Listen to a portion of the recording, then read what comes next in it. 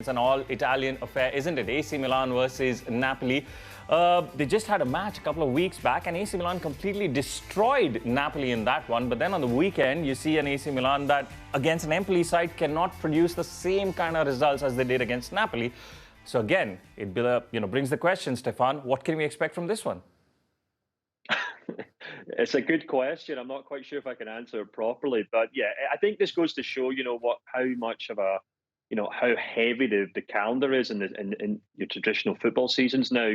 Particularly with Napoli, where Osimhen came back from international break with an injury. We saw Rafael Leao for AC Milan look like his old self in that previous clash with Napoli when they won the game. So it does seem as though the form of both of these teams seems to be going back and forth with each passing week.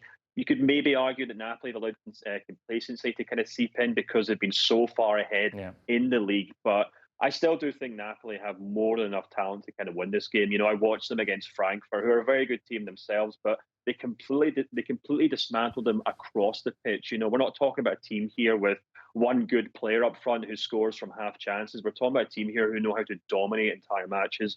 And I think on their day, they still have more than enough AC Milan, even if Osimhen perhaps only comes on at halftime. All right, we'll stay with that because Victor Osimhen, of course, missed out that match against Milan, but that doesn't mean that should let Milan score 4 goals. It should probably end in a 0-0 then. But Jofra, Osimhen, the fact that he might be missing from the starting lineup and the fact that he might have an impact off the bench, how crucial would he be? Osimhen is someone who has an impact being on the pitch always, and it's true that probably the team with him and without him is another team. But that's the point now with Napoli. I think we all see one interesting team winning, scoring. He's going to be the winner in Serie A, but now is the moment. And Stefan, you did mention a couple of the players in there for Milan. You mentioned Rafael Leao, and against that Napoli side, we saw that swagger, we saw that, drifting in, hoping for more from a neutral perspective of, Milan and Leao bringing that game? Yeah, I mean, having just said that, I think Napoli probably have enough to win the tie. I do actually think contests like this maybe suit Milan. We've seen them actually do surprisingly well in the Champions League because they've been allowed to play as the underdogs in most of their fixtures.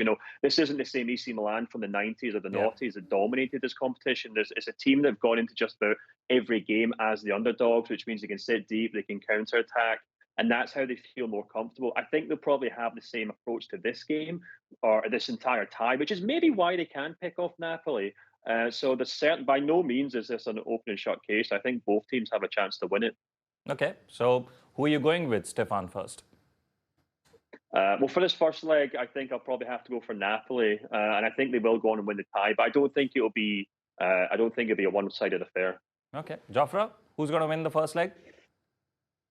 First leg, Milan. I'm betting for Milan, but let's put some spicy point here. Let's put for Milan. Yeah, 2-0. 2-0 I like for Milan. it. Oh, 2-0 as well. I like it. Should make for a good battle.